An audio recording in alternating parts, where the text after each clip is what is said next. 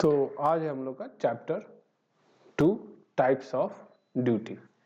तो हमने पढ़ा था कस्टम एक्ट के अंदर जनरली हमने पढ़ा पॉइंट ऑफ टैक्सेबिलिटी क्या होगा, रेट ऑफ ड्यूटी क्या होगा और री इम्पोर्टेशन के बारे में, एग्जम्पशन के बारे में थोड़ा बहुत। अब आता है कितनी तरह के ड्यूटी होते हैं कस्टम एक्ट के अंदर। बेसिकली एक तो हमें मालूम है कि बेसिक कस्टम ड्यूटी होता है जो कि मेन है, ठीक है, बेसिक कस्टम ड्यूटी ये हम सबको मालूम है। इसके अलावा भी और कई तरह की ड्यूटी जो है कस्टम के अंदर लगाई जाती है। क्यों लगाई जाती है? ताकि प्रोटेक्ट कर सके अपने इंडस्ट्री को।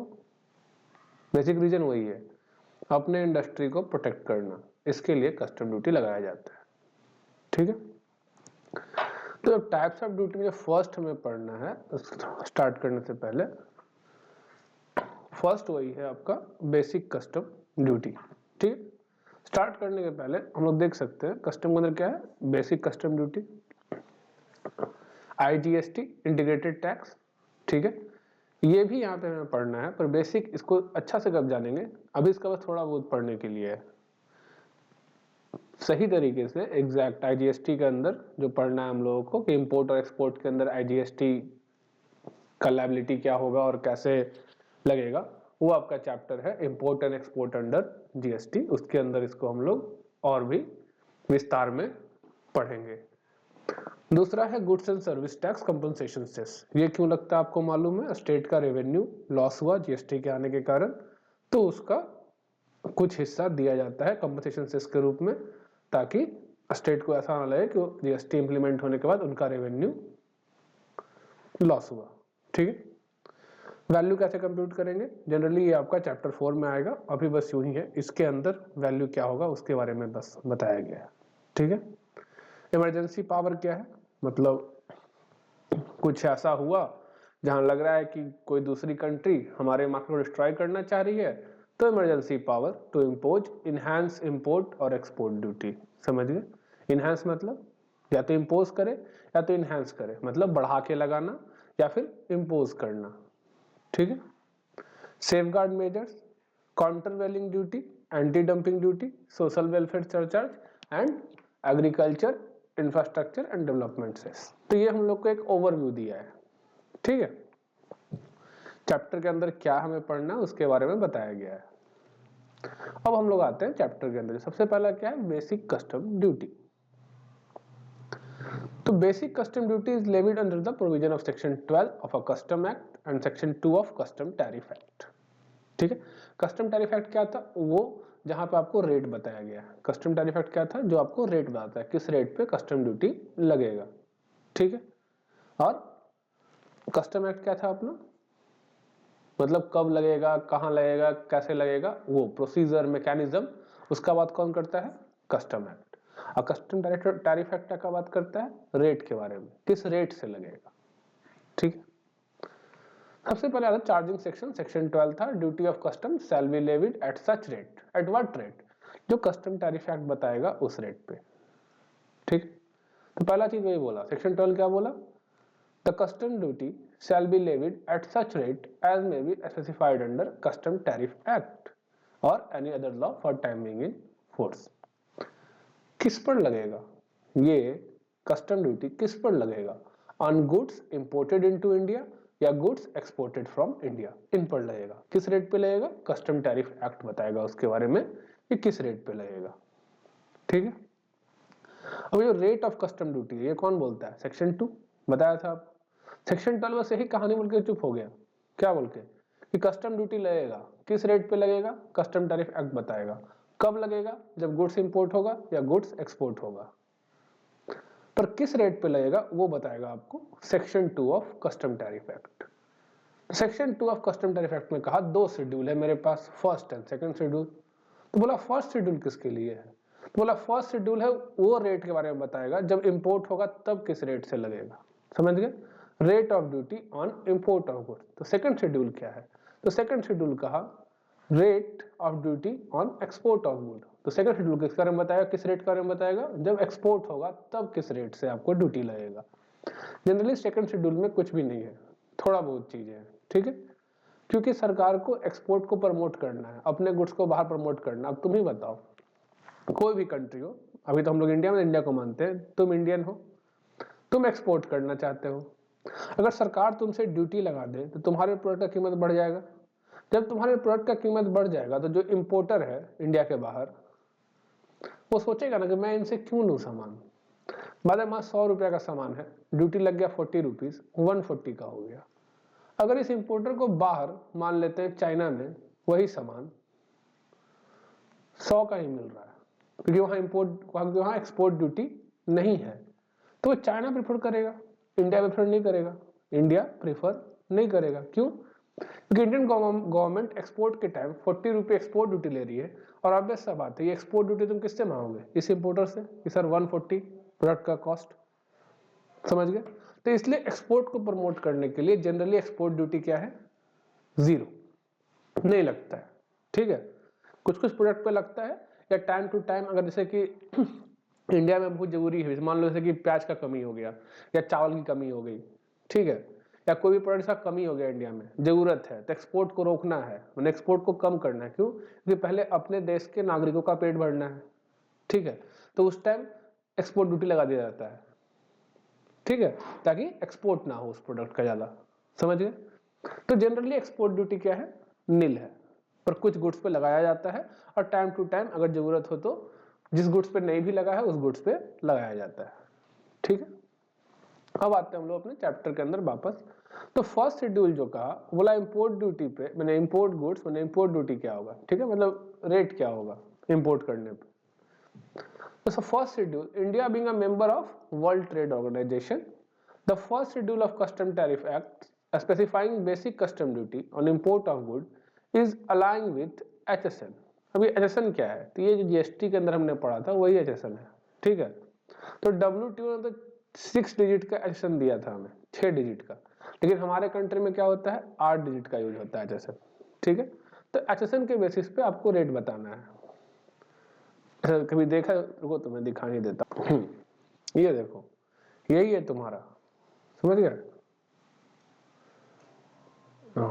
ये जो है टैरिफ आइटम, ये आपका हो गया HSN, description, unit, standard rate and preferential rate. इसके बारे में हम लोग अभी पढ़ेंगे आगे कि स्टैंडर्ड रेट और प्रेफरेंशियल रेट में क्या फर्क है। ठीक है, तो ये तुम्हारा बेसिकली होता है टैरिफ, जो तुम कस्टम टैरिफ एक्ट शेड्यूल 1 देख रहे हो, यही शेड्यूल 1 है।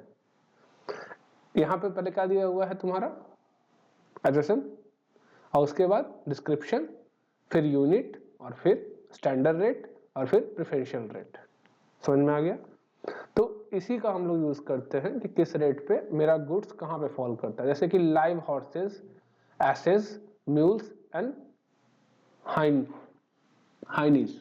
ठीक है, तो हॉर्स के केस में आओगे तो प्योर ब्रीड हॉर्स है, मतलब प्योर ब्रीड, तो उस केस में 30%। हॉर्स फॉर पोलो है 30%, अदर है 30%। प्योर ब्रीड एसेस में मतलब गधा, खच्चर, ठीक है, प्योर ब्रीड है 30%, लाइव स्टॉक है 30%, अदर है 30%। समझ में आया? ऐसी करके सारा रेट दिया हुआ है तुम्हें। अब यहाँ देखो, यहाँ पर है meat of bovine animal fresh and chilled, नहीं दिख रहा वो मेरे ख्याल से। हाँ, अब देखो, meat of bovine animal fresh and chilled. ठीक है, यूनिट क्या है? KG. Carcasses and half carcasses, meat का बात किया, पर केजी 30%। ठीक है, other cuts with bone in, अगर बोन है तो पर केजी 30%, बोनलेस है तो पर केजी 30%। तो यही होता है तुम्हारा टैरिफ एक्ट। ठीक है, शेड्यूल 1 टैरिफ एक्ट का, कस्टम टैरिफ एक्ट का शेड्यूल 1 यही है तुम्हारा। समझ में आ गया? तो ये था तुम्हारा, मैंने कि समझने के लिए दिखा दिया। तो वही चीज है कि फर्स्ट शेड्यूल में समझ गए, HSN वाइज चेक करना होता है हमें कि हमारा गुड्स कहाँ फॉल कर रहा है। जनरली 6 डिजिट होता है, पर हमारे इंडिया में 8 डिजिट है क्लासिफाई करने के लिए। समझ गए, 8 डिजिट में क्लासिफाई करता है इंडिया में। अब फर्स्ट शेड्यूल में होता है 5 कॉलम। ठीक है, 5 कॉलम करने का मतलब देखो, 1 2 3 4 5 कॉलम। पहला कॉलम HSN बताएगा, दूसरा कॉलम डिस्क्रिप्शन, तीसरा कॉलम यूनिट, चौथा कॉलम स्टैंडर्ड रेट और पांचवा कॉलम प्रेफरेंशियल रेट। ये प्रेफरेंशियल रेट कब होता है? जब आप प्रेफरेंशियल एरिया से इंपोर्ट करिएगा।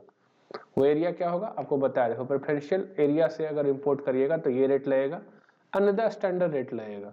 ठीक है, प्रेफरेंशियल एरिया क्या होगा वो भी हम लोग जानेंगे आगे। ठीक है, समझ गया? तो 5 कॉलम होता है। फर्स्ट वन बीइंग HSN, देख लिया। Second for description, third for unit, fourth and fifth for rate of duty. The fourth column provide standard rate of basic custom duty and fifth column provide preferential rate of basic custom duty. अब standard rate क्या है? जो generally लगेगा। ठीक है, normal rate of custom duty on import of non agricultural good में से 10% है, समझ गए? लेकिन वहीं पे अगर प्रेफरेंशियल एरिया से इंपोर्ट किया जाए तो क्या लगेगा? दूसरा रेट लगेगा।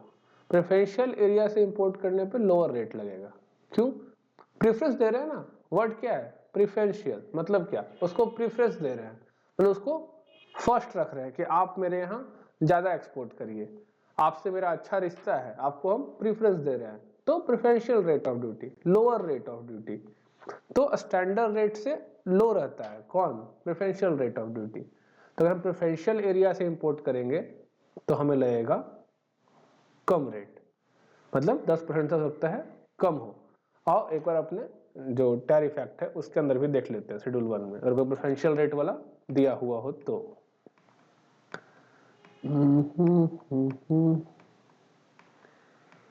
कोई है भी कि नहीं प्रेफरेंशियल रेट में?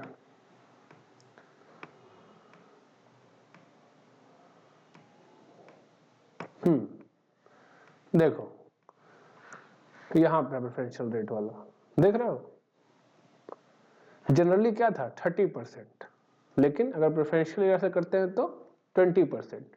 अब ये प्रेफरेंशियल एरिया कौन सा है? तो ये आपको टाइम टू टाइम बताएगा गवर्नमेंट। ठीक है, टाइम टू टाइम बताएगा कि ये कंट्री से अगर आप इंपोर्ट करते हैं तो आपको प्रेफरेंशियल रेट पे ड्यूटी पे करना है। समझ गए? तो प्रेफरेंशियल रेट ऑफ ड्यूटी क्या होता है? कम होता है स्टैंडर्ड रेट से। कोई दिक्कत समझने में? So, if the goods are imported from the area notified by the central government to be preferential area, then lower preferential rate of basic custom duty will be applicable.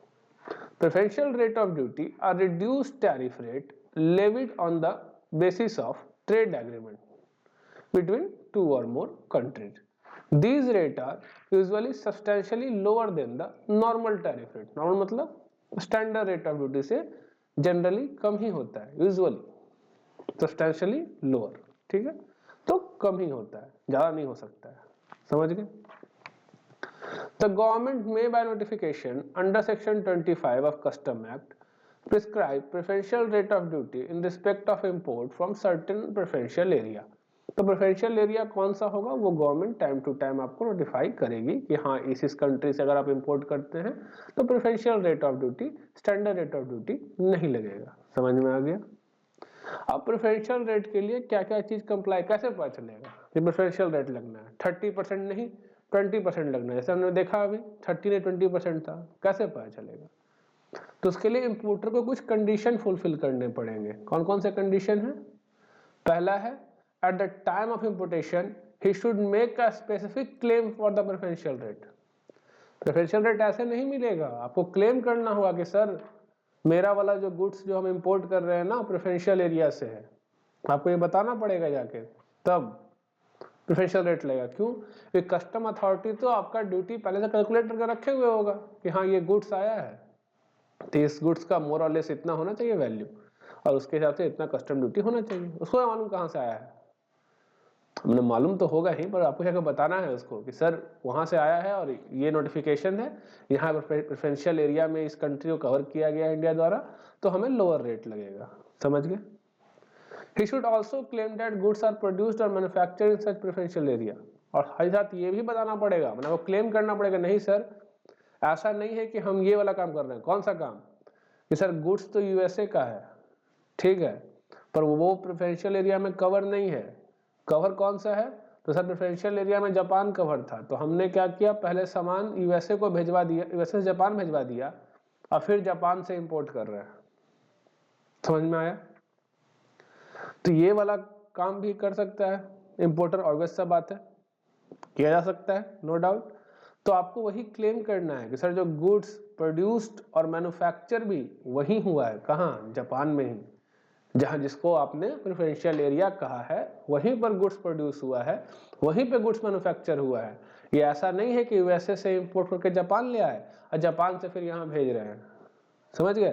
क्यों? ताकि ये preferential area में cover हो जाए तो हमको lower rate लगे। तो ऐसा भी नहीं होना चाहिए, तो आपको बताना है, क्लेम करना है, ठीक है। The area should be notified under section 4(3) of Custom tariff act. वो एरिया नोटिफाई होना चाहिए, प्रेफरेंशियल एरिया है, ठीक है। The origin of goods shall be determined in accordance with the rule made under section 4(2) of custom tariff act. If the importer failed to discharge the above, अगर importer ये 4 चीज fulfil नहीं कर पाया, नहीं समझे, तो उस केस में स्टैंडर्ड रेट ऑफ ड्यूटी ही लगेगा। समझ में आ गया? अब आते हैं सेकंड शेड्यूल पे। तो सेकंड शेड्यूल कहता है कुछ नहीं, एक्सपोर्ट वाले का ड्यूटी बताएगा, रेट बताएगा, रेट ऑफ एक्सपोर्ट ड्यूटी। समझ गए? As per foreign trade policy adopted by India, goods are exported and not the taxes. Goods को एक्सपोर्ट करना है, टैक्स तो नहीं, ऑब्वियस सा बात है, टैक्स तो हमारे यहाँ ही रहेगा। Hence generally there are no export duty on goods exported out of India. तो जनरली इंडिया क्या कर रखा है, कोई भी ड्यूटी नहीं रखा है एक्सपोर्ट पे। However, there is a small list of goods on which export duty is level as a policy adopted by ministry on time to time basis. लेकिन कुछ गुड्स पे है, बहुत स्मॉल लिस्ट है, ठीक है। तो जनरली एक्सपोर्ट ड्यूटी नील है, इसलिए अब तुम जितना ही क्वेश्चन बनाओगे या पढ़ोगे सब इंपोर्ट वाला केस ही होगा, इंपोर्ट पे ही पढ़ना होगा तुम्हें। समझ में आ गया? क्यों? क्योंकि वहां पे ड्यूटी है ही नहीं एक्सपोर्ट में, ठीक है। एक्सपोर्ट को प्रमोट करना है, यहाँ तक कि जीएसटी के अंदर भी एक्सपोर्ट के केस में क्या है, आपको रिफंड है, रिफंड है। समझ गए? रिफंड का केस है एक्सपोर्ट के अंदर, आगे आएगा तो जब पढ़ेंगे तो समझ में आएगा तुम्हें कि रिफंड हो जाता है जो भी टैक्सेस लगता है आईजीएसटी के रूप में, ठीक है।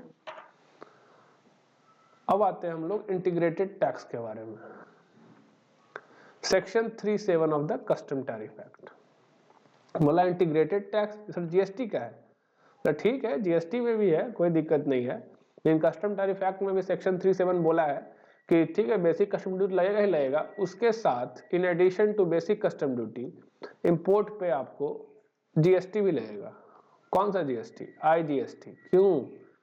ये जो आर्टिकल हमने पढ़ा था फर्स्ट चैप्टर में, उसमें सर लिखा हुआ था कि अगर इंपोर्ट या एक्सपोर्ट होगा तो उस पर अधिकार है टैक्स लगाने का और वसूलने का, किसका? पार्लियामेंट का, स्टेट का नहीं है। पढ़ा था ना, स्टेट का पावर नहीं है, तो लगाया सेंटर ने पावर अपना, ठीक है। और क्या लगा दिया उस पर? आईजीएसटी। तो इंपोर्ट ऑफ गुड्स पे क्या लगेगा? आईजीएसटी। बेसिक कस्टम ड्यूटी के साथ साथ आईजीएसटी भी लगेगा। तो सवाल आया कि आईजीएसटी किस पर लगेगा सर?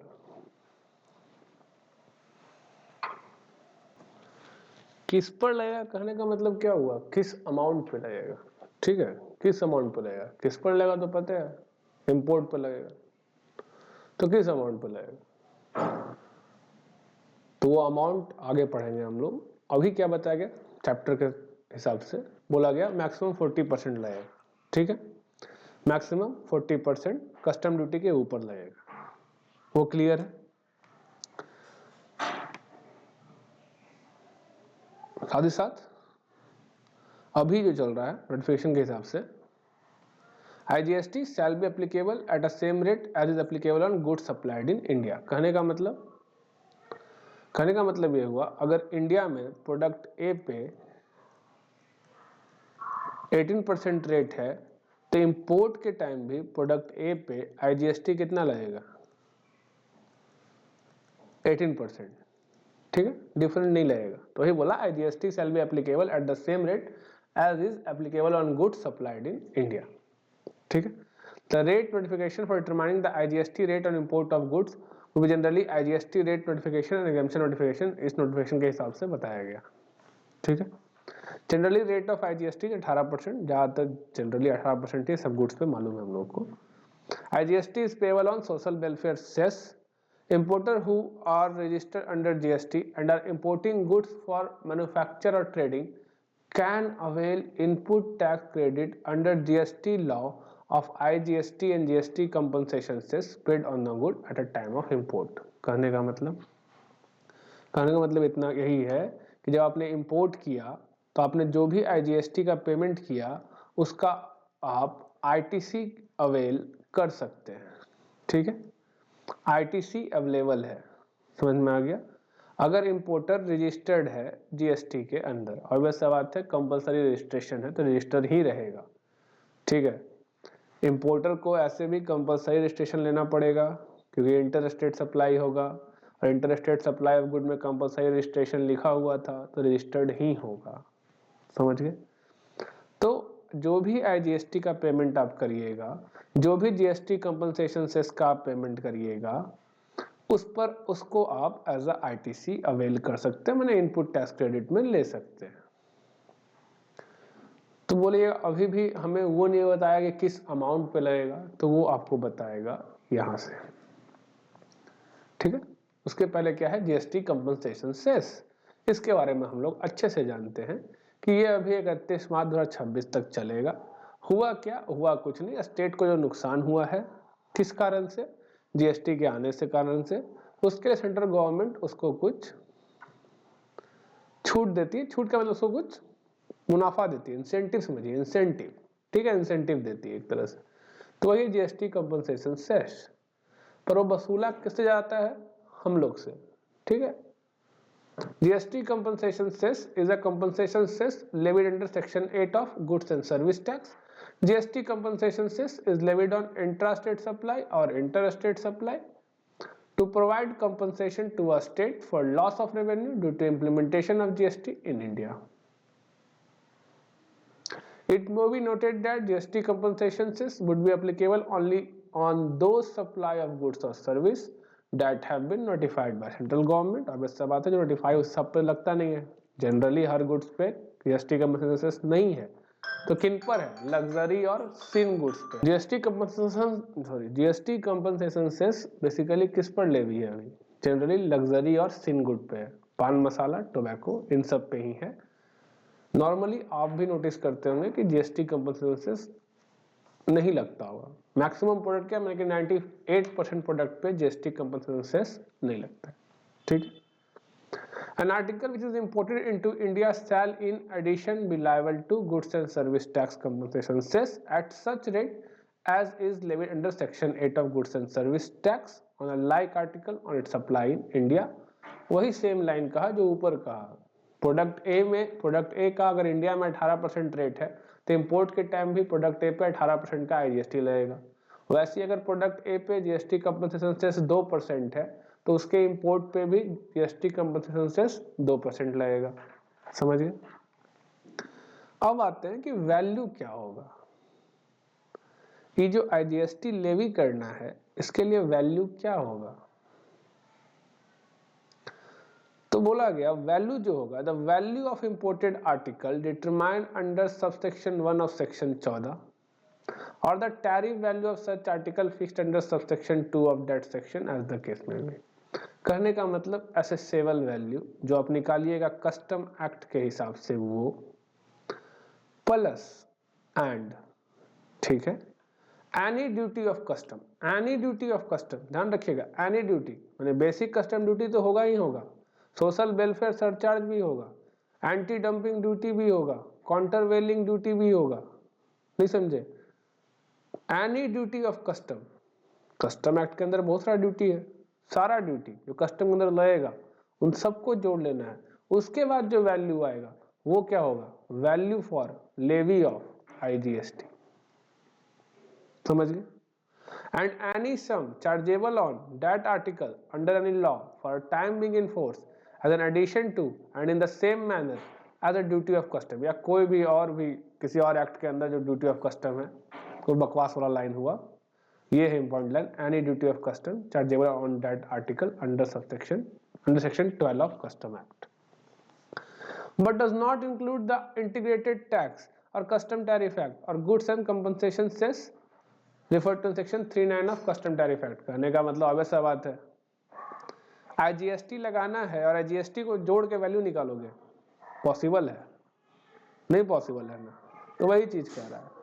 तो वैल्यू किस वैल्यू पे लगेगा, समझ में आ गया। Accessible value plus basic custom duty plus social welfare surcharge plus anti dumping duty plus countervailing duty, जितना सारा duty plus additional duty plus special additional duty, सारा ड्यूटी जोड़ दो, जो भी कस्टम के अंदर पढ़ने वाले अभी आगे पढ़ेंगे हम लोग, उस सारा ड्यूटी को जोड़ने के बाद जो वैल्यू आएगा उस वैल्यू पे आईजीएसटी लगेगा, ठीक है।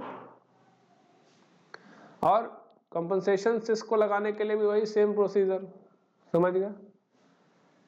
जिस वैल्यू पे आईजीएसटी लगेगा उसी वैल्यू पे जीएसटी कंपनसेशन सेस लगेगा, काम खत्म।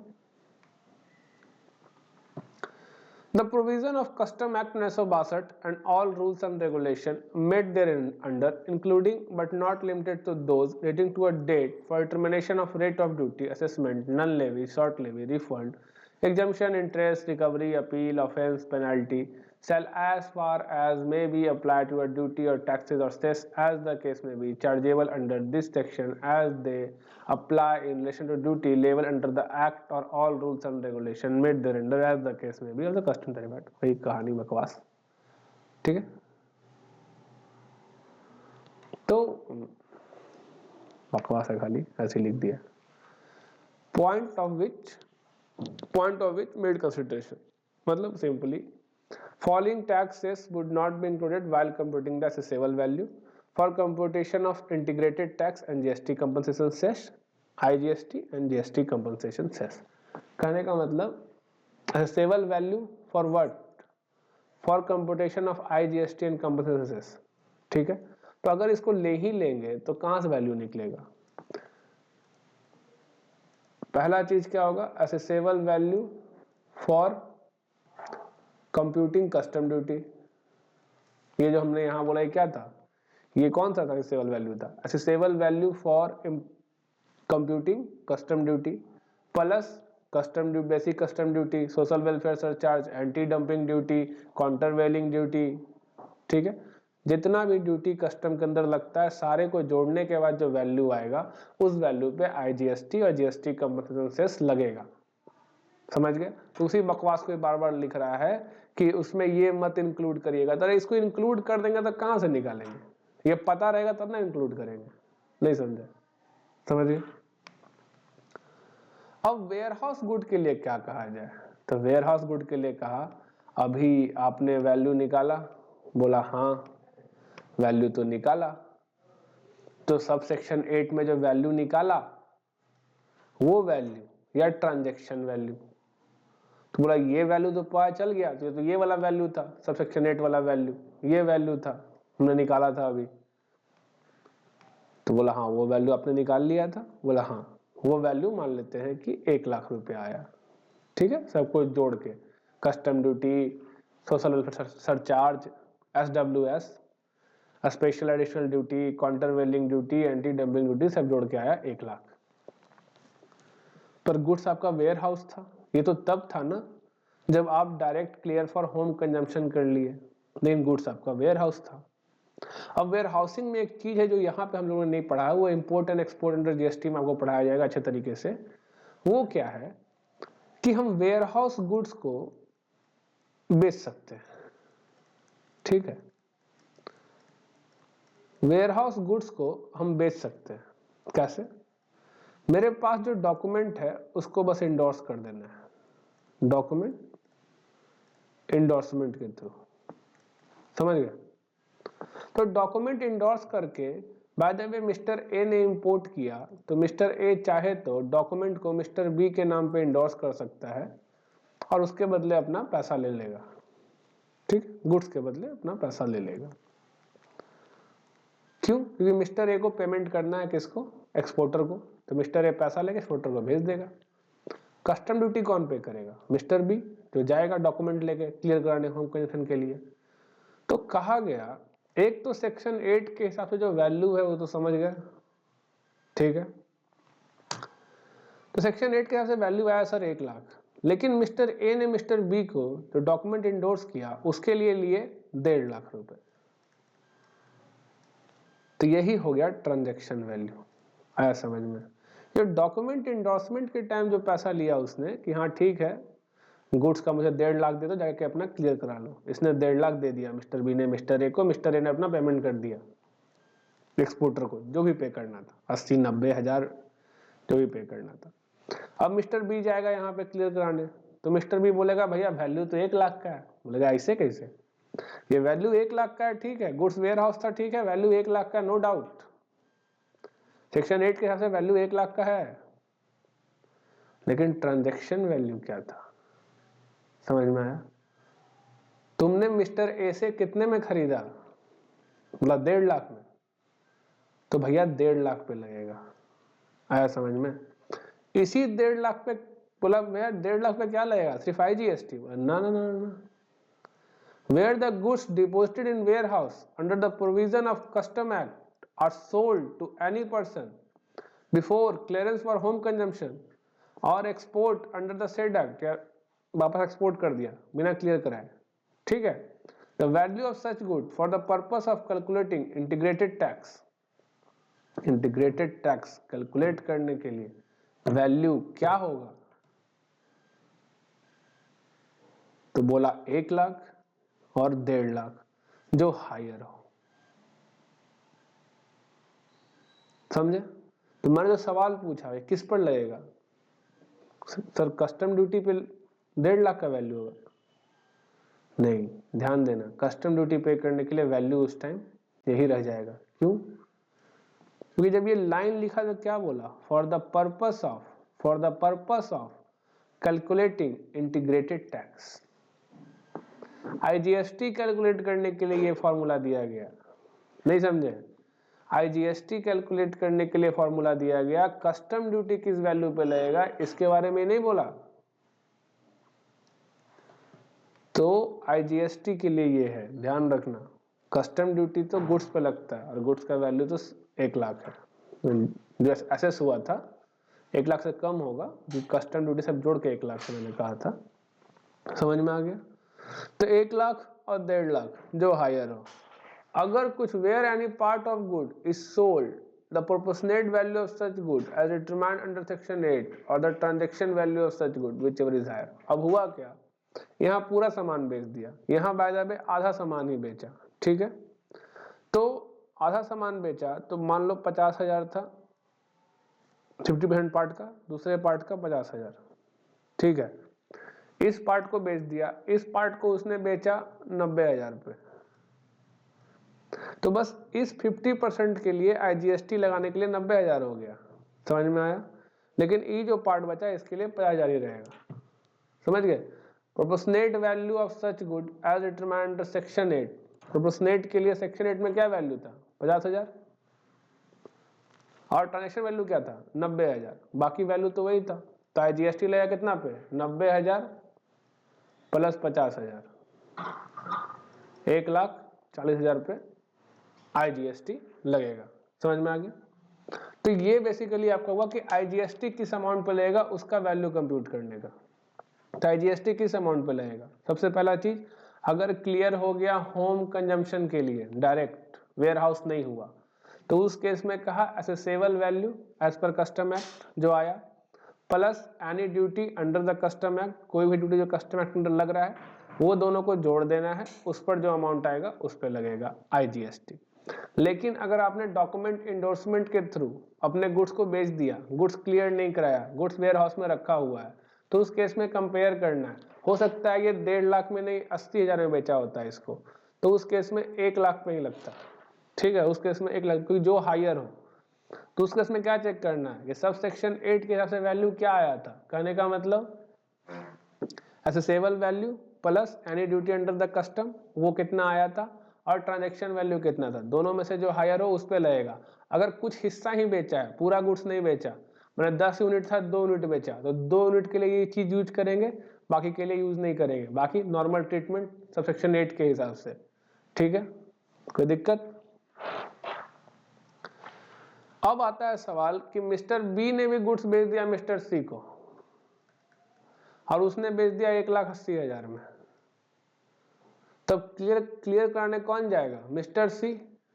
समझ गए? तो उस केस में क्या होगा, however where the whole of warehouse goods or any part thereof are sold more than once Before such clearance, for home consumption or export, the transaction value of last such transaction shall be transaction value for the purpose of clause A और clause B. तब उस case में जो last transaction value, मतलब कहने का मतलब इसने बेचा 1,50 में, इसने बेचा 1,80 में, तो ये 1,80 लेंगे, या इसने बेच दिया 1,30,000 में, तो ये 1,30,000 को नहीं लेंगे, भले ये ज्यादा था उससे फर्क नहीं पड़ रहा, 1,30 को लेंगे. क्यों? जो लास्ट बार जो सेल हुआ ना उसी को लेगा. Last such transaction shall be the transaction value. समझ में आ गया? Further, in respect of warehouse good which remain unsold, the value or the proportionate value, as the case may be, shall be determined in accordance with provision of subsection 8. अब जैसे बोला 10 unit था, 2 बेचा, 8 बच गया, तो 8 के लिए क्या होगा? वो 8 का सबसेक्शन 8 होगा, खाली काम खत्म. Assessable value as per custom act plus any duty under the custom, काम खत्म. समझ गए? 8 यूनिट के लिए, बाकी 2 के लिए ये वाला क्लाउज. कौन वाला? ट्रांजैक्शन वैल्यू या सबसेक्शन 8 जो हायर हो. For the purpose of this subsection, the expression transaction value in relation to warehouse good means the amount paid or payable as consideration for sale of such good. Transaction value का मतलब क्या हुआ? वही जो consideration पे कर रहा है, काम खत्म. 1.5 लाख 1,80 जो था. The value for levying GST compensation cess in case of warehouse good is to be computed in a same manner as discussed above. जैसा हमने GST के लिए पढ़ा वैसे वही सेम चीज GST compensation cess के लिए. मैंने जो वैल्यू निकल के आएगा value for levy of IGST, उसी वैल्यू पे GST compensation cess भी लगेगा, काम खत्म. टैरिफ वैल्यू का मतलब in relation to any good means the tariff value fixed in respect thereof section subsection 2 of section 14. ठीक है? वैल्यू वही सब बकवास है, कोई मतलब नहीं है, रीड कर लेना. समझ में आ गया? कोई दिक्कत समझने में? यहां तक क्या GST किस अमाउंट पे लगेगा? तो अब आते हैं हम लोग एडिशनल ड्यूटी ऑफ कस्टम. तो हम लोग पढ़ रहे हैं टाइप्स ऑफ ड्यूटी. उसमें आता है basic custom duty, additional duty, ठीक है, और क्या आएगा? Anti dumping duty, social welfare surcharge, agriculture infrastructure cess. ये सारे टाइप्स है. कैसे अपने GST के अंदर है CGST, SGST, IGST, UTGST, GST compensation cess. और उसी कस्टम के अंदर ये बहुत सारा ड्यूटी है, उसका अलग अलग नाम है. ठीक है? एक तो है बेसिक कस्टम ड्यूटी, जो हर गुड्स पे जो भी इंपोर्ट हो रहा है उस गुड्स पे लगना है, काम खत्म. उसके अलावा और भी ड्यूटी है, उसमें से एक है एडिशनल ड्यूटी, सबसेक्शन 1 सेक्शन 3 के अंदर.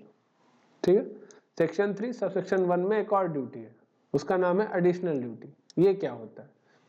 तो ये बोला अगर कोई आर्टिकल इंपोर्ट किया गया इंडिया में, इसका मतलब इंडिया में मैन्युफैक्चर नहीं हुआ. अगर इंडिया में मैन्युफैक्चर होता तो जब तक GST नहीं आया था उसके पहले एक्साइज ड्यूटी नाम का एक टैक्स था, वो एक्साइज ड्यूटी लगता था मैन्युफैक्चर पे. अब इंडिया मैन्युफैक्चर हुआ नहीं तो एक्साइज ड्यूटी लगा नहीं.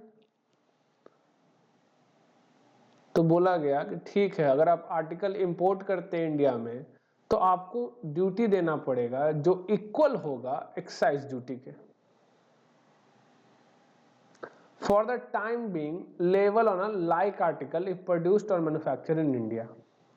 अगर वो आर्टिकल इंडिया में मैन्युफैक्चर होता, इंडिया में प्रोड्यूस होता, तो उस पर जो एक्साइज ड्यूटी लगता, मैंने जिस परसेंटेज से एक्साइज ड्यूटी लगता उसी परसेंटेज से आपको एडिशनल ड्यूटी देना पड़ेगा सब सेक्शन 1 सेक्शन 3 के अंदर. समझ गए? अब दिक्कत क्या है? एक्साइज ड्यूटी लगता नहीं है तो ये हो गया बेकार. पर कुछ प्रोडक्ट पे अभी भी लगता है तो उन पर ये काम करेगा, बाकी पे काम नहीं करेगा. समझ में आया? तो ये जो है ये हो चुका है अब एक तरह से इररिलेवेंट. बस पेट्रोलियम को छोड़ के और alcoholic liquor for human consumption को छोड़ के बाकी किसी पर लगेगा नहीं है. समझ में आ गया? This duty is called as additional duty. If the excise duty is level as a percentage of value of good, the additional duty will also be calculated at that percentage of value of imported good. मैंने जिस percentage पे India में excise duty लगता है उसी percentage पे वहां भी लगेगा कस्टम के अंदर. After introduction of GST, excise duty has been restricted to few goods, such as petroleum product पे लगेगा खाली, वही पास्ट हो. Crude, diesel, petrol, aviation turbine fuel, natural gas और टोबैको प्रोडक्ट, बस। तो एडिशनल ड्यूटी भी किस पे लगेगा? बस इसी पर लगेगा। एक्साइज ड्यूटी इंडिया में किस पर लग रहा है? बस इस पर लग रहा है, तो उसी पर अब बस एडिशनल ड्यूटी भी लगेगा। साथ ही साथ alcoholic liquor for human consumption पर लगेगा, ठीक है। In case of any alcoholic liquor for human consumption imported into India, the central government may notify the rate of additional duty having regard to the state excise duty। अब obvious सा बात है, alcoholic liquor for human consumption पे पूरा का पूरा power किसका है?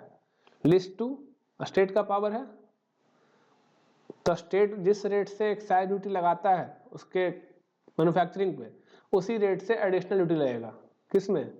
सेक्शन 3 सेक्शन 1 के अंदर, कस्टम के अंदर। समझ में आ गया?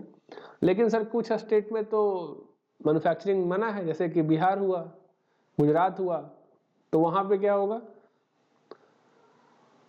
तो उस केस में कहा गया in case if the like alcoholic liquor is not produced or manufactured in any state, then the excise duty which would be level for the time being in different state, जो different state में लगा, दूसरे state में जो लग रहा है उस क्लास और डिस्क्रिप्शन के लिए, ठीक है, वही रेट पे लगा देंगे।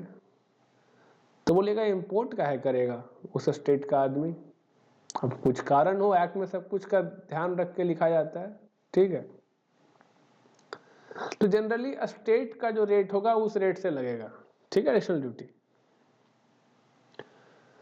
लेकिन अगर किसी स्टेट में बैन है तो जो नजदीकी स्टेट है वहां जो रेट चल रहा है उस क्लास के लिए, उस डिस्क्रिप्शन के लिए वो रेट लगा दिया जाएगा एडिशनल ड्यूटी।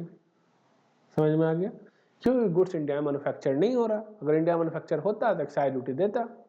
अब वो अलग बात है, एक्साइज ड्यूटी अब रहा नहीं, मात्र यही 6 प्रोडक्ट को छोड़ के 5 पेट्रोलियम प्रोडक्ट और 1 alcoholic liquor for human consumption. तो ये हो चुका है एक तरह से नेग्लिजिबल हो चुका है अब ये एडिशनल ड्यूटी, ठीक है। तो सरकार ने बोला ठीक है, तो काउंटर वेलिंग ले आते हैं। काउंटर वेलिंग क्या है? बोला ये भी एक स्पेशल एडिशनल ड्यूटी है अंडर सबसेक्शन 3, मतलब सेक्शन 3 सबसेक्शन 3 के अंदर। वो किस में था? सेक्शन 3 सबसेक्शन 1 के अंदर। ये लेवी क्या आता है? काउंटर करने के लिए। Counter balance the excise duty level on raw material, component and ingredient of the same nature as or similar to those used in production or manufacture of imported article. The central government can levy such duty if it is satisfied that it is necessary in the public interest to do so, even if such article is liable to additional duty level under subsection 1। कहा गया कि section 1 में भी additional duty लग रहा है, उसके बावजूद लगा सकता है इसको, ठीक है, ओवर एंड अबव है। क्यों लाया गया? बोला गया this provision is to empower the central government to levy duty of custom on goods which are otherwise not level to additional duty. क्यों लेवल नहीं है एडिशनल ड्यूटी? कारण क्या था? क्योंकि आपको एक्साइज ड्यूटी बचा ही नहीं है। और सब सेक्शन 1 कहा क्या था कि जितना एक्साइज ड्यूटी लगता है इंडिया में उतना वसूलेंगे, ठीक है, पर एक्साइज ड्यूटी लगता ही नहीं है तो कहां से वसूलोगे? तो उसके लिए काउंटर वेलिंग ड्यूटी लाया गया। On account where there is no excise duty on said good when manufactured in India, in order to ensure that domestic manufacturers are at par with foreign manufacturers, this duty is levied as domestic manufacturer would have incurred tax cost as excise duty on raw material. Component used to manufacture goods which are not liable to excise duty। नहीं समझा? समझो, एक manufacturer है Greece और lubricant oil का, ठीक है, मान लो ये मैन्युफैक्चरर है ग्रीस और लुब्रिकेंट ऑयल का। अब इसको चाहिए क्या? रॉ मटेरियल में चाहिए पेट्रोल। ये गया खरीदने पेट्रोल। पेट्रोल खरीदने गया, बोला कि भैया पेट्रोल की कीमत 100 रुपया रॉ मटेरियल का।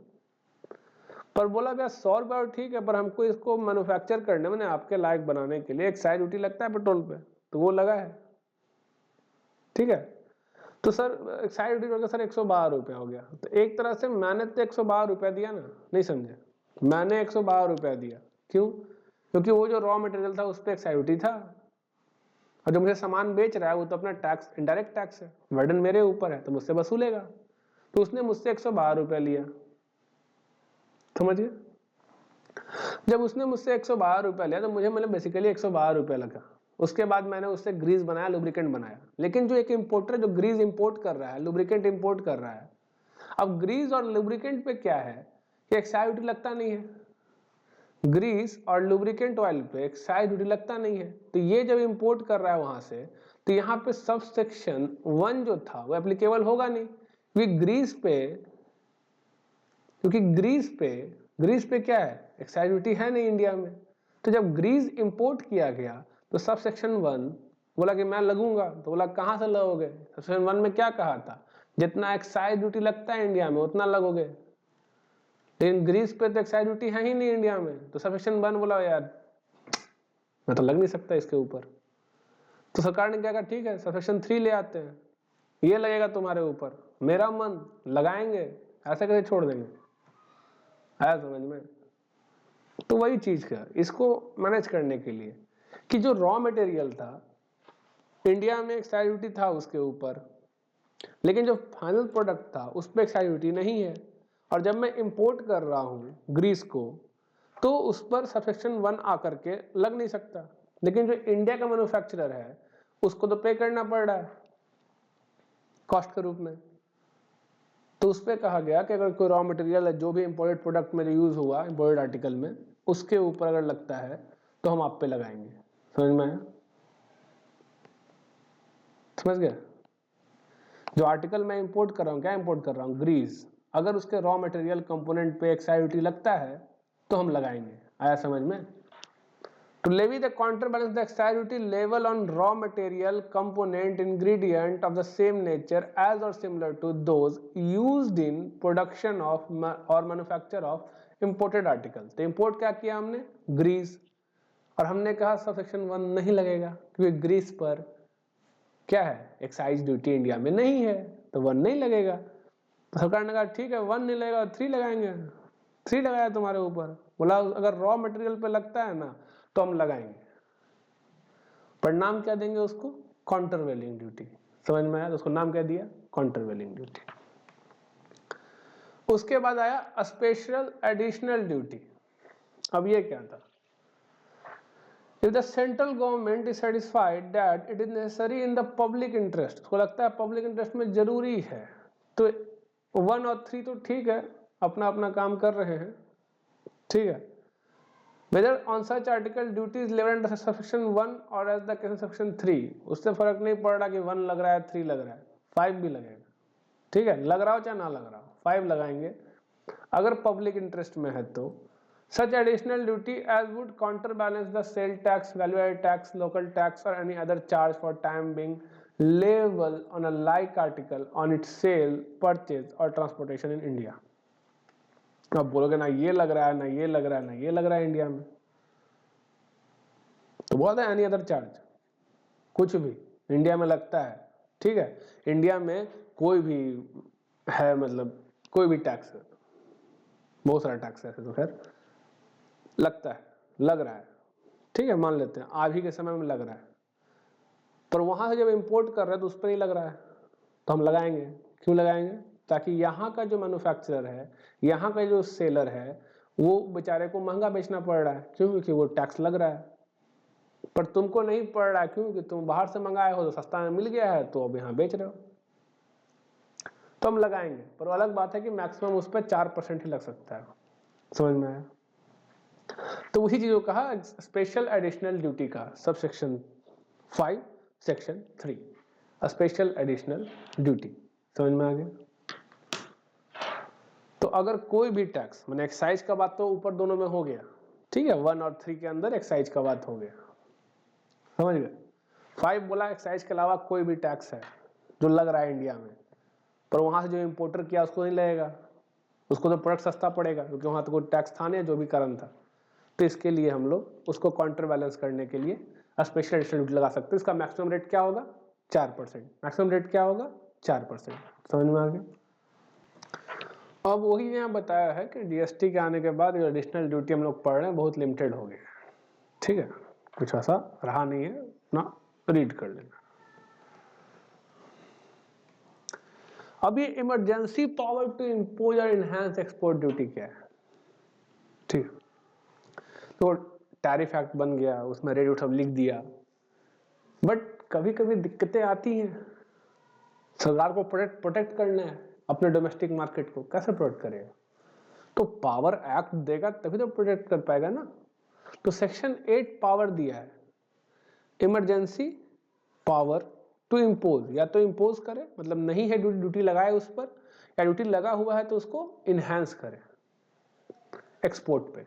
समझ में आ गया? तो ये पावर कौन दिया? सेक्शन 8 दिया। The central government may impose or enhance export duty by making amendment to the second schedule. Obvious सा बात है, सेकंड शेड्यूल में था एक्सपोर्ट ड्यूटी का रेट, तो उसको अमेंडमेंट का पावर दिया गया, किसको? सेंट्रल गवर्नमेंट को। तो पावर कौन सेक्शन दिया? सेक्शन 8 के पावर दिया। Bye issue of notification in official gazette, कैसे? नोटिफिकेशन निकाल के। कंडीशन क्या होना चाहिए? कंडीशन ये है, गुड्स हो सकता है कवर हो, गुड्स हो सकता है कवर ना हो सेकंड शेड्यूल में, ठीक है, दोनों केस में। बोला ये क्यों लिखा? तो नीचे पढ़ोगे जब emergency power to impose or enhance import duty, तो समझ में आया क्यों यहाँ मे और मे नॉट दोनों कवर किया गया, ठीक है। मतलब उस लिस्ट के अंदर गुड्स हो चाहे ना हो तो ही पावर है। सेंट्रल गवर्नमेंट सेटिस्फाई करता है कि सर्कमस्टांसेस एग्जिस्ट कर रहा है, तो रेंडर क्या रेंडर कर रहा है कि ये करना जरूरी है, ठीक है, क्या इम्पोज करना और इनहेंस करना जरूरी है, ठीक है। एग्जाम्पल के तौर पे तुमको दिया गया समर सीजन में मिल्क का प्रोडक्शन कम जाता है, ठीक है। If the available milk is not able to meet the requirement of people, the government may impose or enhance the duty on export of milk powder or stop the export of milk powder। समझ में आया क्यों करके आया, क्यों power दिया गया? ये देश के लोगों के हितों की रक्षा के लिए और साथ ही साथ अपने डोमेस्टिक मार्केट को प्रोटेक्ट करने के लिए ये पावर देना जरूरी था। समझ गए?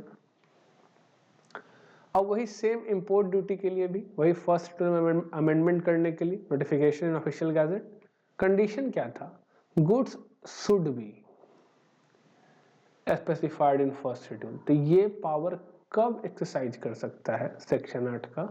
अगर गुड्स लिस्ट में कवर है तभी। दूसरा कंडीशन, सर्कमस्टांसेस एग्जिस्ट करता है, ऑब्वियस सा बात है, जिसके कारण आपको ये करना पड़ रहा है। समझ गया? The central government shall not issue any notification under this section unless the earlier notification amending the rate of duty has been placed before the parliament and same has been passed with or without modification। लेकिन एक चीज ध्यान रखना है कि ये notification लाने के पहले आपको अमेंडमेंट का नोटिफिकेशन लाना है कि हम अमेंड करने वाले हैं, ठीक है, और उसको कहाँ प्लेस करना है? पार्लियामेंट में, और पार्लियामेंट में वो पास होना चाहिए। हो सकता है कुछ नोटिफिकेशन में अमेंडमेंट के लिए बोले तो विथ और विदाउट मॉडिफिकेशन, समझ गए? मॉडिफाई करने का है, बोले कि नहीं ये थोड़ा चेंज कर दीजिए, ये पॉइंट चेंज कर दीजिए, एक कंडीशन चेंज कर दीजिए, तो विथ और विदाउट मॉडिफिकेशन वहां से पास होगा, तभी सेंट्रल गवर्नमेंट नोटिफिकेशन इशू कर सकती है कि हम अपना सेक्शन 8 का पावर यूज करके इनहेंस कर रहे हैं या इम्पोज कर रहे हैं, ठीक है, समझ गए? अब आता है safeguard measure, power of central government to apply safeguard measure, ठीक है। सेफगार्ड करने का मेजर क्या क्या है, पावर फिर दिया गया है उसको। अब एक्सपोर्ट वाले में ध्यान रखिएगा, यहाँ कोई ये सब पूछना है जाके सरकार से, ठीक है, पार्लियामेंट में मैंने कि प्लेस करना है, इसमें लेकिन प्लेस करना था, ध्यान रखिएगा।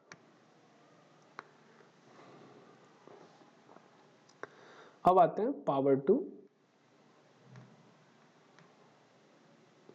Of central government to apply safeguard measure. अब ये क्या है? Central government after conducting inquiry के बाद, ठीक है, can impose the safeguard measure if it is satisfied that कोई भी आर्टिकल जो इंडिया में इंपोर्ट हो रहा है इंक्रीज क्वांटिटी में and such increase importation is causing or threatening to cause serious injury to domestic industry. अगर ये दो कंडीशन मेट हो रहा है, ठीक है, इंक्वायरी करने के बाद, तो सेफगार्ड मेजर का यूज किया जा सकता है। अब ये सेफगार्ड मेजर है क्या, ठीक है, ये सेफगार्ड मेजर है क्या, सवाल आता है ये। कहाँ गया? हाँ, ये है safeguard measure, modes of safeguard measure. The central government may impose following safeguard measure.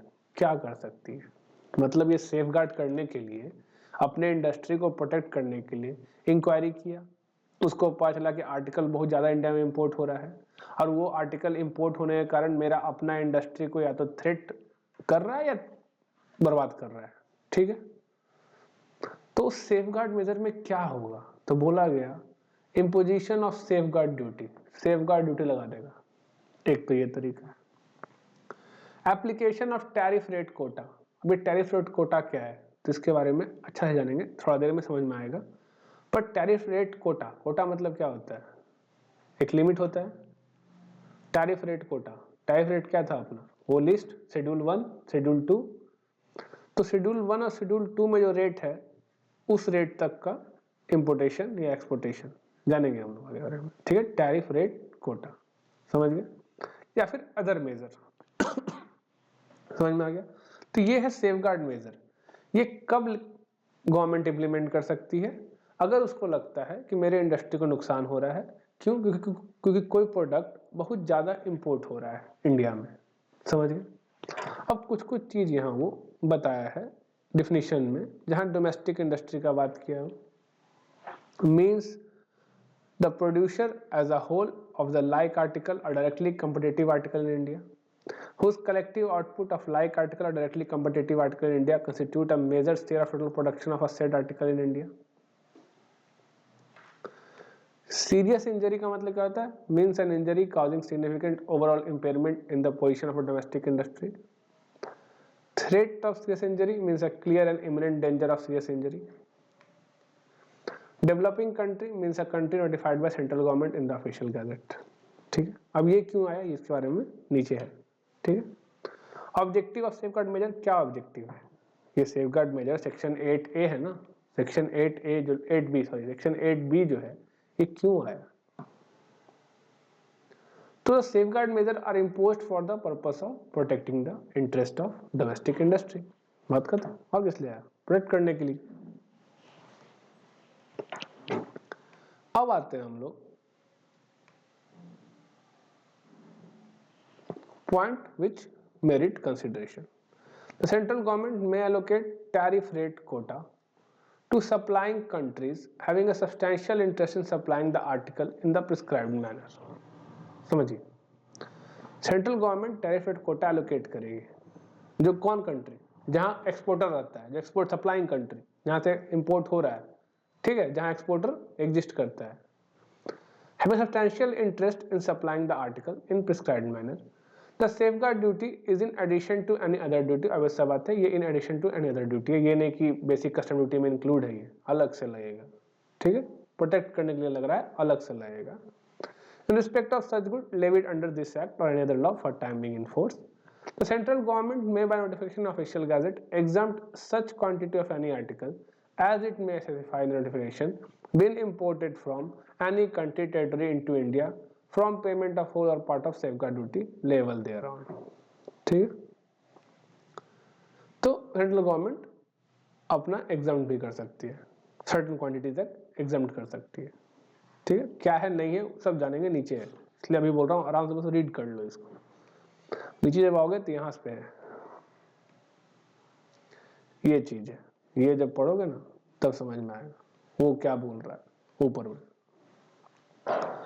अब minimum level of tariff rate quota का मतलब क्या होगा, बोला average level of import in the last 3 year representative year for which statistics are available unless a different level is deemed necessary to prevent remedy serious injury.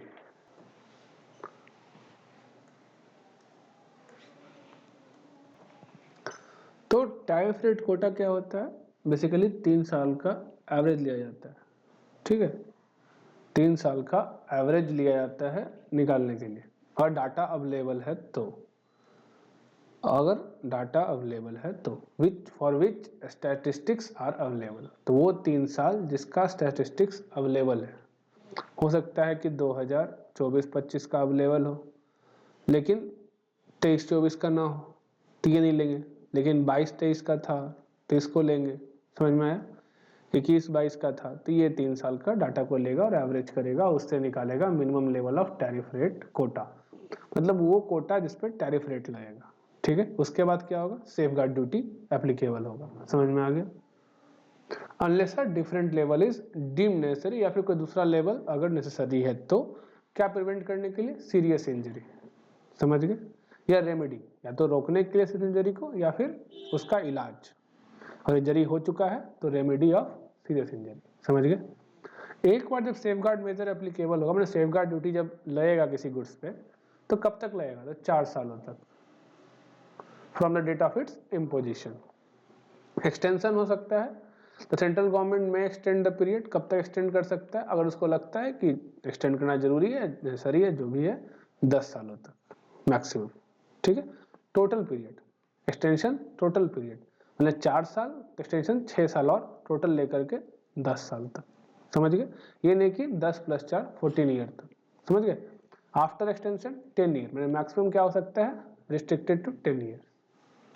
अब applicability of all machinery provision, अब ये क्या है, the provision of custom act 1962 and all rules and regulation made thereunder including but not limited those relating to date of determination of rate of duty, this and that, जो भी सब लगेगा, मैं सारा जो भी एप्लीकेबल होता है, इंटरेस्ट, पेनल्टी, अपील, ऑफेंस, वो एज इट इज अप्लाई होता है, ठीक है। अब एग्जम्पशन कहाँ है सेफगार्ड मेजर से, समझिएगा। एग्जम्पशन, अगर आर्टिकल का जो इम्पोर्टेशन है वो कहाँ, डेवलपिंग कंट्री से हो रहा है। डेवलपिंग कंट्री कौन, जिसको नोटिफाई करेगा गवर्नमेंट, जिसको गवर्नमेंट मानेगा, जिसको गवर्नमेंट माने डेवलपिंग कंट्री है, वो डेवलपिंग कंट्री है। ऊपर बताया था आपको, डेवलपिंग कंट्री मीन्स, कहाँ गया, ये रहा, means country notified by central government in official gazette. तो अगर डेवलपिंग कंट्री से इंपोर्ट कर रहे हैं तो कहा गया, so long as the share of import of that article from that country does not exceed 3% of total import of that article. कहने का मतलब, मान लीजिए 100 करोड़ का टोटल वैल्यू का इंपोर्ट होता है आर्टिकल, मैंने प्रोडक्ट ए जो है इंडिया में, चाहे उस कंट्री से चाहे किसी भी कंट्री से, ठीक है, प्रोडक्ट ए जो है 100 करोड़ का इंपोर्ट होता है, समझ गए। तो इसका 3% क्या होगा, 3 करोड़। तो 3 करोड़ के वैल्यू तक जो है ये जो सेफगार्ड ड्यूटी है नहीं लगेगा, अगर हम डेवलपिंग कंट्री से इंपोर्ट करते हैं तो। जैसे ये 3 करोड़ का वैल्यू एक्सीड हो जाएगा, अब 3 करोड़ वैल्यू क्या होता है सारे इंपोर्टर के लिए, ठीक है, मिस्टर ए है, बी है, सी है, डी है, ई है, सरकार के पास सारा डाटा है। ए ने इंपोर्ट किया 50 लाख का, बी ने इंपोर्ट किया 60 लाख का, सी ने इंपोर्ट किया 1 करोड़ का, डी ने इंपोर्ट कर लिया आपका मान लीजिए 1, 60, 50, 110, 90 लाख का, ठीक है। तो हो गया 3 करोड़। जैसे ही 3 करोड़ हो गया वैसे ही क्या बोलेगा, ई जैसे ही इंपोर्ट करेगा, चाहे 2 लाख का इंपोर्ट करे, चाहे 10 लाख का इंपोर्ट करे, चाहे 20 लाख का इंपोर्ट करे, उसको सेफगार्ड ड्यूटी देना पड़ेगा, समझ में आ गया। तो वही बोला, not exceed 3% of total import of that article into India. Developing country पे अप्लाई नहीं होगा। अगर हम डेवलपिंग कंट्री से इंपोर्ट करते हैं तो सेफगार्ड ड्यूटी नहीं देना पड़ेगा, भले उस गुड पे सेफगार्ड ड्यूटी लगा हुआ हो। कब तक, जब तक कि टोटल इंपोर्ट जो होता है उस प्रोडक्ट का इंडिया में 100 करोड़ का वैल्यू का होता है तो 3 करोड़ तक, तो सबका जोड़ के जैसे ही 3 करोड़ क्रॉस हो जाएगा एक बार, तो जो भी पर्सन इंपोर्ट करेगा उसको देना पड़ेगा। Article originating from more than one developing country, अब ऐसा है कि A B C D E import तो कर रहा है प्रोडक्ट ए, पर ए इंपोर्ट कर रहा है कंट्री ए से, एक कर रहा है कंट्री बी से, सी कर रहा है कंट्री सी से इंपोर्ट, समझ गए। तो उस केस में कहा गया 3% इंडिविजुअल है, टोटल 9%, ठीक है। मैंने कंट्री ए का 3%, कंट्री बी का 3%, कंट्री सी का 3%, ठीक है। लेकिन कंट्री ए बी सी अगर तीनों का मिला करके 9% एक्सीड कर गया तो हम फिर कंट्री ए बी सी या डी ई जो भी है उससे अगर इंपोर्ट करेंगे तो अब सेफगार्ड ड्यूटी लग जाएगा, समझ गए। तो एक कंट्री, एक डेवलपिंग कंट्री से 3% मैंने 3 करोड़, और सारे डेवलपिंग कंट्री को मिला करके 9 करोड़ तक के वैल्यू का इंपोर्ट हो सकता है बिना सेफगार्ड ड्यूटी लगे हुए, समझ गए। उसके बाद आता है एक्सपोर्ट ओरिएंटेड अंडरटेकिंग। ये कौन होता है, इसका मेन पर्पस खाली एक्सपोर्ट करना होता है, नाम ही में लिखा हुआ है एक्सपोर्ट ओरिएंटेड अंडरटेकिंग। तो जब ये ला करके सामान वापस ही भेज देगा तो सेफगार्ड ड्यूटी क्यों लगाए इस पर। लेकिन कहा गया जब तक स्पेसिफिकली मेड एप्लीकेबल, मतलब बोले ना तुम पे भी लगेगा तब तक नहीं लगेगा, ठीक है। 100% एक्सपोर्ट ओरिएंटेड अंडरटेकिंग। लेकिन हो सकता है ये कुछ गुड्स को डीटीए डोमेस्टिक टैरिफ एरिया में क्लियर कर दे। कहने का मतलब इंडिया में ही बेच दे, इंडिया में ही यूटिलाइज कर जाए, ठीक है, मैंने इंडिया में ही क्लियर कर ले या यूज कर ले मैन्युफैक्चर ऑफ एनी गुड्स जो क्लियर इंडिया में ही हो जाए इनटू डीटीए, ठीक है। उस केस में सेफगार्ड मेजर अप्लाई होगा उस पोर्शन पे सिर्फ जो क्लियर हुआ या यूज हुआ और इंडिया में यूज हुआ, ठीक है, समझ गए, तो उस पर लग जाएगा। अगर आपने डोमेस्टिक टैरिफ एरिया में क्लियर कर दिया गुड्स को तो फिर आपको सेफगार्ड ड्यूटी लग जाएगा, भले ही आप एक्सपोर्ट ओरिएंटेड अंडरटेकिंग थे, मतलब आप 100% एक्सपोर्ट ओरिएंटेड अंडरटेकिंग, मतलब आपका काम सिर्फ यही था, आप एक्सपोर्ट करते थे, आप इंडिया में कोई सामान नहीं बेचते थे, लेकिन अगर आपने ऐसा कर दिया तो आप पे भी सेफगार्ड ड्यूटी लगेगा, समझ गए। तो इन 3 लोगों पे, इन 3 केसेस में सेफगार्ड ड्यूटी नहीं लगता है, समझ गए। The central government is also empowered to impose provisional safeguard measure, मतलब हो सकता है कि अभी सरकार इंक्वायरी कर रही हो या फिर उसको पता है कि इंजरी हो चुका है, पर पहले असेसमेंट तो करे क्या रेट लगाना है, ड्यूटी का रेट क्या होगा, किस रेट से लगेगा, कैसे मैकेनिज्म होगा। तो उस दौरान जब तक कंक्लूजन ना पहुंच जाए कि हाँ इस गुड्स पे सेफगार्ड ड्यूटी लगेगा, तब तक सरकार प्रोविजनली इम्प्लीमेंट कर सकती है सेफगार्ड मेजर को, ठीक है। The provisional safeguard measure may be imposed on the basis of preliminary determination that increased import have caused or threatened to cause serious injury to a domestic industry। अगर उसको ऐसा लग रहा है कि जब उसने शुरू का यानी कि स्टार्टिंग में जब कुछ इंक्वायरी किया, जांच पड़ताल किया, उसको ऐसा प्रतीत हो रहा है कि इंक्रीज है, इंपोर्ट मैंने बढ़ रहा है उस सामान का, वो थ्रेटन कर रहा है, तो वो ऐसा कर सकती है, ठीक है। अब ये जो प्रोविजनल सेफगार्ड है ये मैक्सिमम 200 दिन तक ही इम्पोज हो सकता है। फाइनल डिटर्मिनेशन के बाद सेंट्रल गवर्नमेंट अगर ओपिनियन में लगता है कि इंक्रीज इंपोर्ट और कोई थ्रेट काउज नहीं किया था पर उससे गलती हो गया तो वो रिफंड करेगी सेफगार्ड ड्यूटी को, समझ में आ गया। तो उस केस में आपको रिफंड करना पड़ेगा। तो प्रोविजनल सेफगार्ड ड्यूटी, अब सेफगार्ड मेजर में था क्या बेसिकली, तो वो 3 चीज कर सकता था। वो क्या कर सकता था? 3 चीज। क्या 3 चीज था वो? कहाँ गया? ये रहा। सेफगार्ड ड्यूटी इम्पोज कर सकता है, टैरिफ रेट कोटा अप्लाई कर सकता है, या अदर मेजर्स, समझ गए।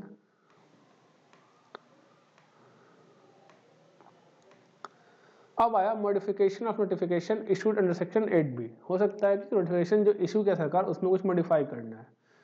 तो every notification issued under this section shall be laid after issuance before each house of parliament while it is in session for a total period of 30 days, which may comprise in one session or 2 or more successive sessions.